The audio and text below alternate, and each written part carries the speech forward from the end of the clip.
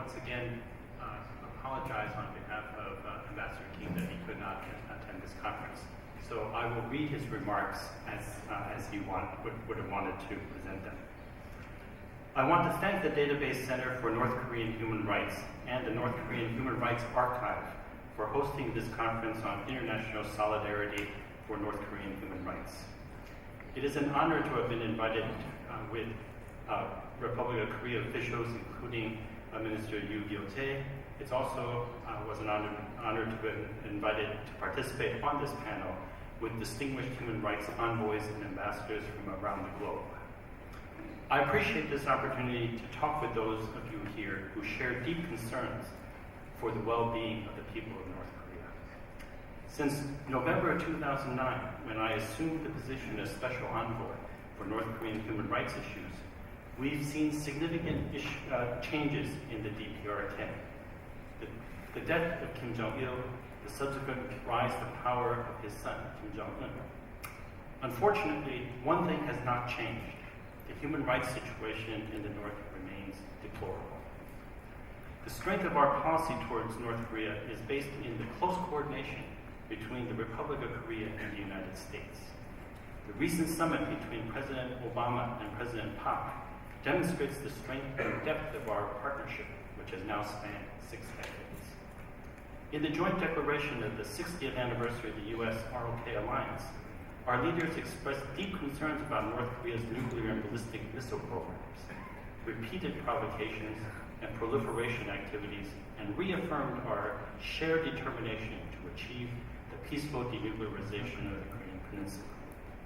We also re-extended the invitation for North Korea to join the international community and called on North Korea to invest in and improve the conditions for its citizens and to respect their human rights. Human rights is a core part of our policy towards the DPRK. The fact that the U.S. Congress has adopted and has twice reauthorized the North Korea Human Rights Act, which created the position that I hold, is a testament to the importance of this issue to the American people. In the last few years, we have seen an increased focus on the deplorable state of human rights in the DPRK. Institutions such as the Korean Institute for National Unifications and non-government organizations such as the Database Center for North Korean Human Rights have given a greater emphasis to research on the DPRK. Reflecting upon North Korea's humanitarian and human rights issues, I remain convinced of 2 things.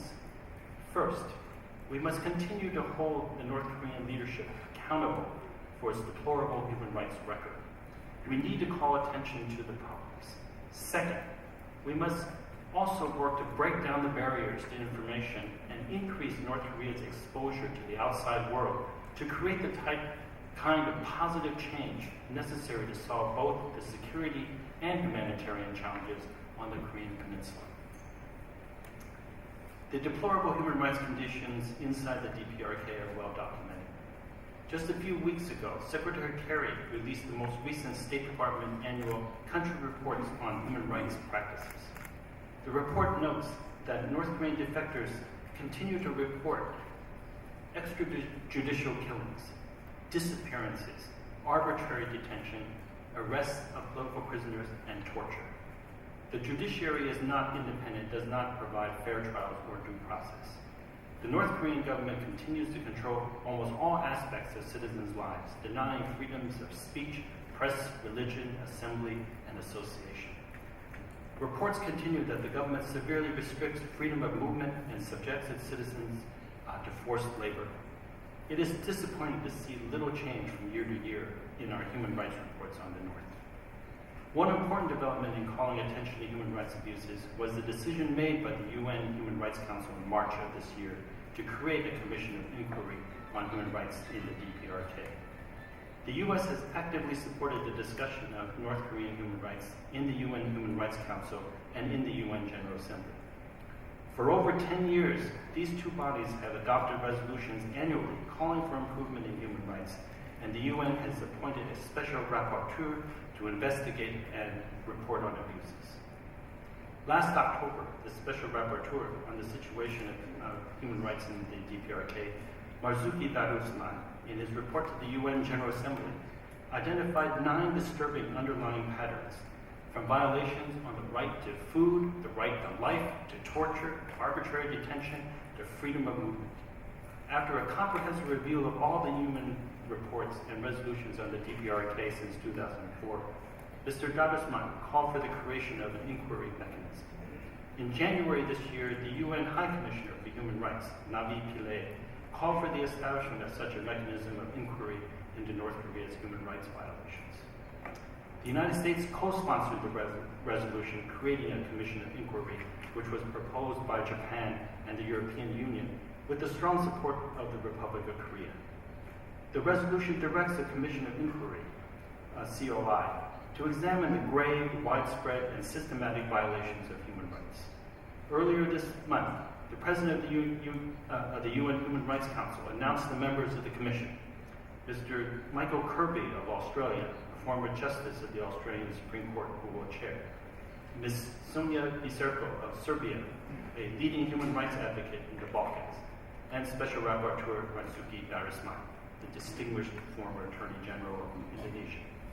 We will continue to work with our partners to support the Commission of Inquiry on its important work, and look forward to its recommendations when the committee presents its findings to the UN Human Rights Council in March of 2014.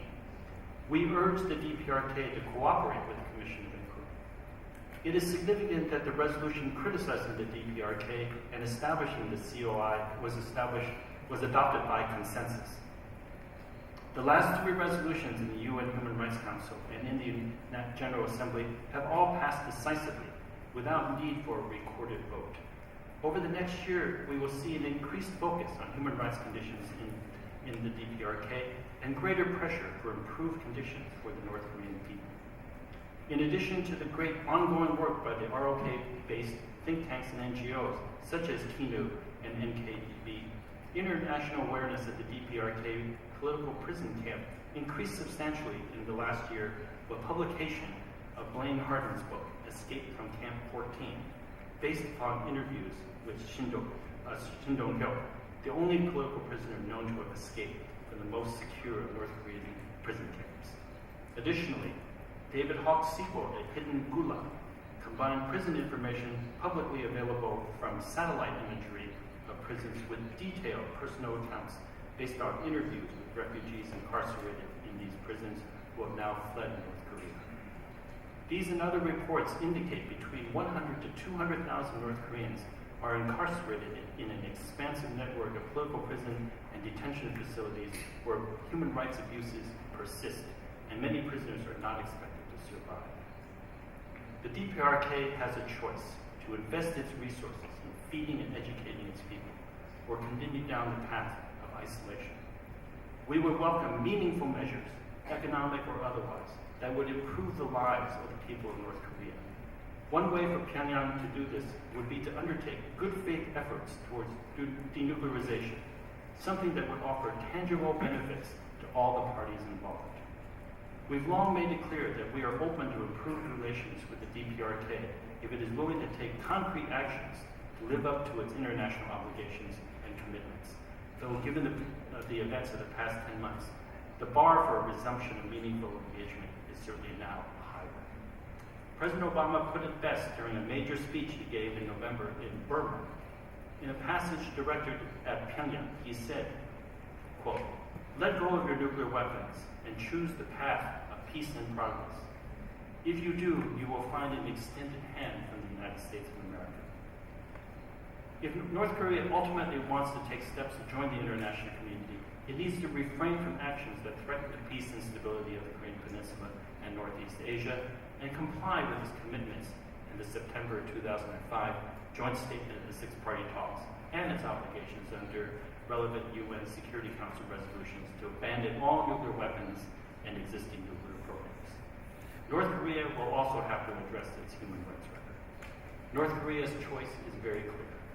Investment in its people and concrete steps towards denuclearization can lead to a path of peace, prosperity, and improved relations with the international community, including the United States. Let me conclude by saying, our deep concern about human rights in North Korea and the well-being of the North Korean people reflects the American commitment to the rule of law and respect for individual rights. And our support for these rights is an essential part of what defines us. Thank you very much.